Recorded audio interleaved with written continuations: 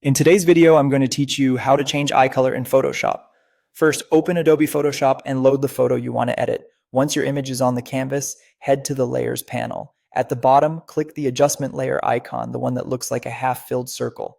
From the list that appears, choose Solid Color. A color picker will pop up. Select the eye color you're aiming for. Feel free to start with a slightly saturated hue because you can always refine it later, and click OK. Right now, that fill is sitting on top of the image and it's probably covering everything. To make it blend naturally, change the layer's blending mode from normal to color. This tells Photoshop to apply only the color information, keeping the highlights and shadows of the original image intact. You'll see the entire photo take on that color, which is expected at this stage.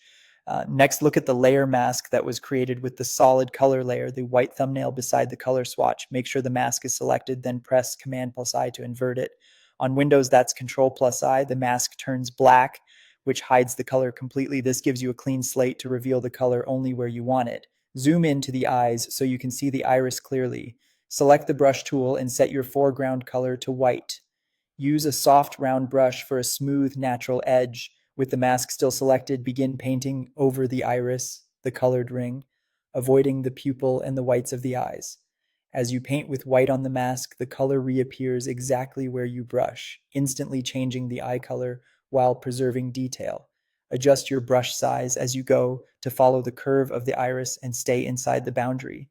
If you go outside the line, switch the brush to black to hide the color again and clean up the edges. Take a moment to look at both eyes and ensure they match in coverage and intensity. If the color feels too strong, you can soften the effect later by reducing the layer's opacity or by picking a subtler shade in the color swatch. Because this is a non-destructive workflow, you can double-click the color thumbnail anytime to fine-tune the tone without redoing your masking.